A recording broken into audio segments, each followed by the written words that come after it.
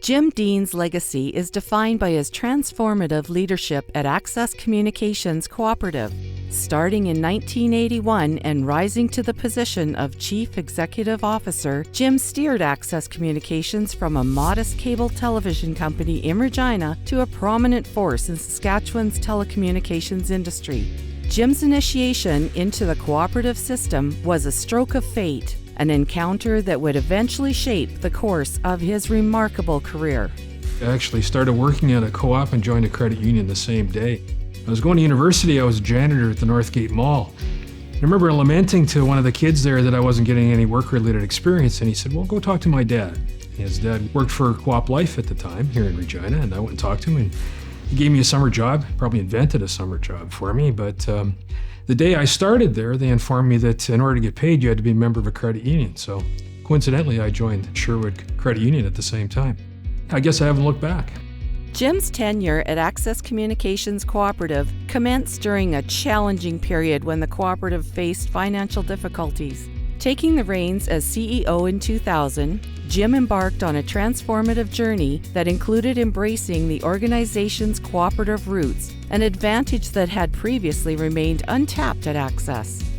When I was appointed CEO, we were in trouble. We had lost a bunch of money over the previous 12 months, and I said to the board, I think we need to do two things. One was to celebrate who we were, and the other was to pursue a growth agenda, and we did both.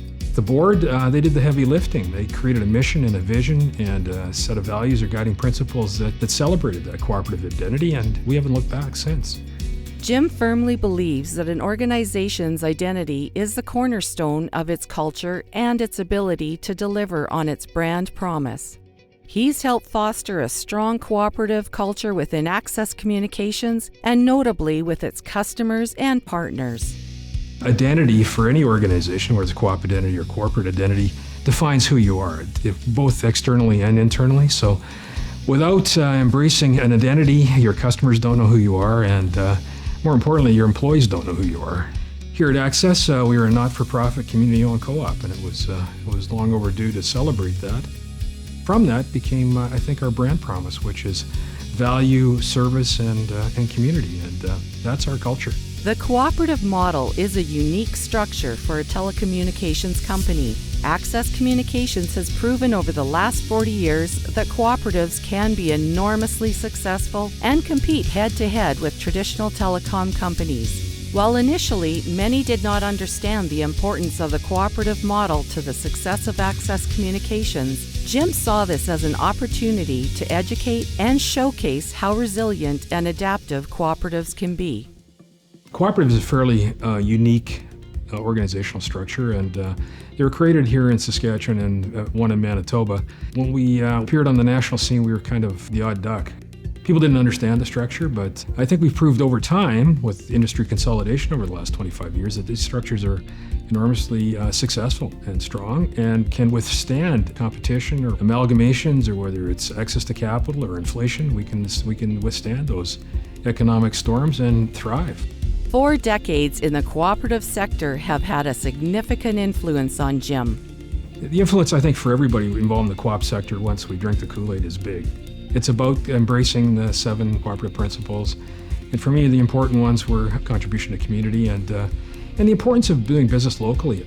One of my mentors here was Doug Alexander. He was a legendary broadcaster here in the province, and he was our communications and community guy for about 20 years here. And he often said to me, Jim, you know, if everybody just did their part, the world would be a better place. And I've embraced that. It's part of who I am, and that means for me, contribution to community. All co-op members that I know the importance of doing business locally. After all, the sector is huge in Saskatchewan. It defines who we are. It's an important component of our communities and our province, and it's really important that we support that. In 2007, the convergence of Jim's passion for collector cars and his commitment to community gave rise to a new initiative.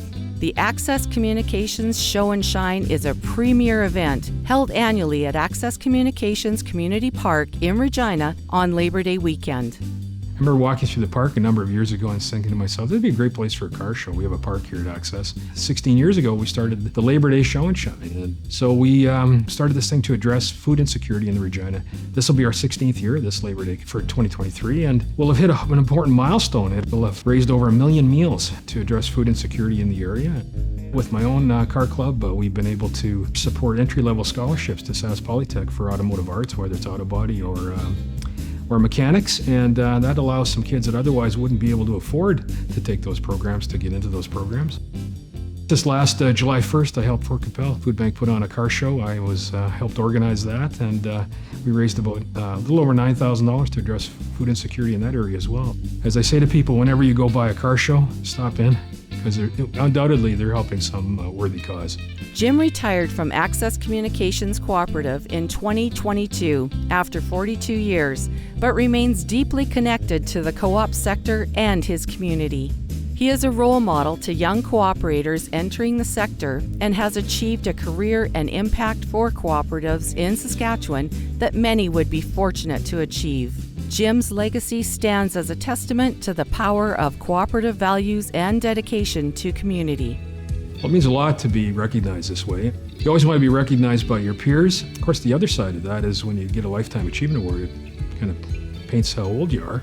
So I think, but that's okay. As we said earlier, you need to embrace who you are, both as an organization and personally. I'm very appreciative of the nominators and others that have come up and said, hey, why not me?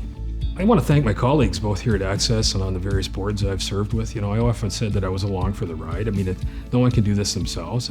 I've been very fortunate to lead or be part of some very, very good teams over the years here in the province and nationally. So I think I want to thank all of those team members and, of course, my family. Volunteer work does take time away from family, but they've been supportive as well. Maybe they're happy about that, I'm not sure. One of my favorite movies called 1 Week, Canadian movie, there's a line in there that a guy stands up and says, somehow I pulled off a very lucky life, and I can relate to that. We celebrate a lifetime of commitment to cooperation, visionary leadership, and dedication to community by presenting Jim Deane with a Lifetime Cooperative Achievement Award.